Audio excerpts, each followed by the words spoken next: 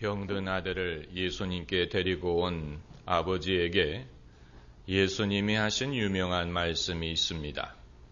할 수 있거든이 무슨 말이냐? 믿는 자에게는 능치 못할 일이 없느니라.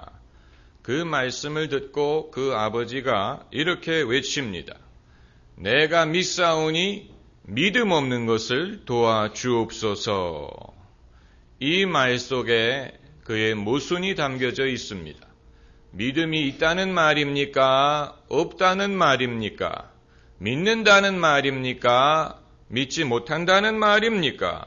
믿으면 믿는 것이고 못 믿으면 못 믿는 것이지, 내가 믿사오니 나의 믿음 없는 것을 도와달라는 것은 무슨 뜻입니까? 그러나 그것은 많은 사람들의 모순을 보여주는 것이고 이 구절을 통하여 우리의 모습을 말하고자 하는 것입니다.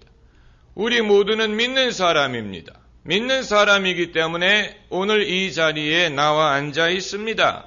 믿지 않는다면 여기 오지도 않을 것입니다. 그러나 산이 높을수록 골짜기가 깊다고 우리에게는 동시에 의구심, 또 주저함, 두려움, 의심 같은 것이 동시에 자리를 잡고 있습니다. 저에게 상담을 받으시러 오는 분들은 제 말을 고지 들으면 안 됩니다. 왜냐하면 제가 상담을 할 때는 매우 합리적으로 또 냉정하게 판단하고 또 상식적으로 말을 하기 때문에 그렇습니다. 그러나 상담을 마치고 기도를 할 때 그때 제 입에서 나오는 말을 고지 들어야 됩니다. 왜냐하면 그것은 성령의 영감으로 하는 말이고 믿음의 고백으로 하는 말이기 때문입니다. 그러면 목사님의 말씀도 신뢰할 수 없다는 얘기입니까? 저에게도 모순이 있다는 것을 말씀드리는 것입니다. 우리 모두에게 상반된 면모가 있지 않습니까? 그래서 길에 가다가 누가 노방전도하는 것을 보면 한편으로는 민망하지요? 나 저 사람 몰라요. 나 교회 안 다녀요. 이런 민망한 면이 있지만 동시에 왜 나는 저 사람처럼 담대하게 전도를 하지 못할까 하는 미안한 마음이 듭니다. 어느 것이 진짜 우리의 반응입니까? 또 누가 눈물을 흘리면서 큰 소리로 기도하는 것을 볼 때 한편으로는 저 사람 참 믿음이 좋다, 뜨겁게 믿는다라고 생각을 하지만 또 한편으로는 꼭 저렇게 티를 내야 될까? 꼭 저렇게 기도해야만 잘하는 것일까라는 흉보고 싶은 마음이 들 때가 있지 않습니까? 어느 것이 진짜 우리의 마음입니까? 우리가 신도시 같은 데 가서 한 건물, 상가 건물에 교회가 여러 개 들어와 있는 것을 보면 민망하고 대한민국에는 교회가 너무 많다 이런 생각이 들지만 동시에 우리가 교회를 사랑하고 열심히 나오지 않습니까? 어느 것이 진짜입니까? 정답은 둘 다라는 사실이에요. 우리는 늘 긍정적인 생각과 부정적인 생각 사이에서 갈등하면서 삽니다. 사랑하려는 마음과 미움 사이에서 갈등하고 성령과 육신 사이에서 갈등하고 믿음과 불신 사이에서 갈등하고 하늘과 땅 사이에서 갈등합니다. 그런데 어느 정도는 이와 같은 갈등이 불가피합니다. 왜냐하면 그것이 우리의 현실이기 때문입니다. 우리는 땅에서 살면서 하늘을 바라보면서 사는 사람들입니다. 그렇기 때문에 그것이 힘든 것입니다. 몸을 입고 살면서 영적인 것을 추구하기 때문에 힘든 것입니다. 그렇기 때문에 이러한 모순이 존재하는 것이고 또 이것을 인정하는 것이 정직한 것입니다. 그러나 이러한 모순이 깊어지고 오래되면 우리를 영적으로 무기력화시킵니다. 기도의 능력을 잃어버리게 되고 영적인 능력을 상실하게 되고 껍데기만 남게 된다는 것입니다. 야고보서 1장 6절부터 8절에 오직 믿음으로 구하고 의심하지 말라. 조금도 의심하지 말라고 했습니다. 의심하는 자는 마치 바람에 밀려 요동하는 바다 물결 같으니 이런 사람은 무엇이든지 주께 얻기를 기대하지 말라. 두 마음을 품어 모든 일에 정함이 없는 자로다. 두 마음을 품는다 그랬어요. 의심하는 사람은 두 마음을 품어 모든 일에 정함이 없는 사람이다. 이런 사람은 아무것도 주께 얻기를 생각하지 말라. 다시 말하면 그의 믿음의 능력이 없어지고 기도의 능력을 잃어버린다는 얘기입니다. 우리가 소위 세계화된 시대에 살면서 세상은 점점 좁아집니다. 그리고 우리가 아는 것은 점점 더 많아집니다. 그러면서 우리는 우리 자신에 대한 자신감을 점점 잃어가고 있습니다.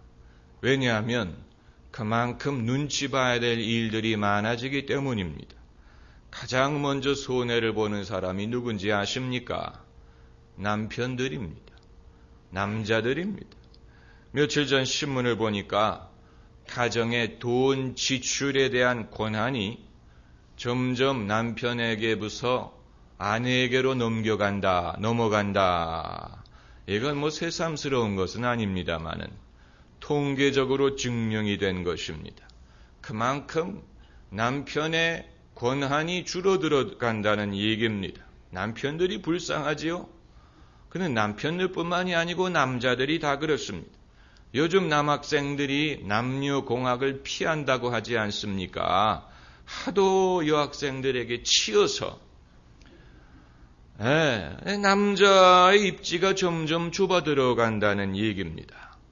또 누가 손해를 보는지 아십니까? 사회 지도층에 있는 사람이에요. 옛날에는 지도자들의 권한을 존경하고 인정해 주었습니다. 우러러 볼 때가 있었습니다. 그런데 이제는 그런 것 없습니다. 이제는 초등학생이 대통령을 욕하는 시대가 됐습니다. 초등학생이 뭐를 안다고? 그러나 이제는 높은 사람, 우러러 보는 사람, 어려운 사람이 없는 시대가 되는 것입니다. 그래서 무조건 물러가라 라고 요구를 하는데 정말로 물러가면 대책이 있느냐? 대책 없습니다. 그런 것 없습니다. 그냥 물러가라고 외치는 것입니다. 이것은 민주주의 국가에 있어서 무책임한 것입니다. 이건 국가의 절차와 제도와 이 모든 것을 무시하고 자신의 불만, 자신의 감정, 이것이 어떠한 원칙보다도 제도보다도 어떠한 질서보다도 우선한다고 생각하는 것이기 때문에 그 다음의 결과에 대해서는 생각하지 않고 지금 당장 내 불만을 표시하고자 하는 것인데 이것은 가정에서도 통하지 않는 것이고 직장에서도 통하지 않는 것이고 교회에서도 통하지 않는 것이고 나라에서도 당연히 통하지 않는 것입니다마는 그러나 이 시절은 합리적인 시절이 아니고 감정이 다스리는 시절이 되어버렸습니다. 합리적인 것이 통하지 않고 목소리 큰 사람과 강한 정서가 다스리는 시대가 되다 보니까 이제는 이것을 풀 수 있는 방법은 없는 그런 어려운 상황을 만들어버리고 만 것입니다. 그렇기 때문에 대통령이 불쌍합니다. 높은 지위에 있는 사람이 불쌍합니다. 그리고 또 이러한 시대에 누가 손해를 보는지 아십니까? 절대적인 진리를 믿는 종교가 손해를 봅니다. 그게 바로 기독교입니다.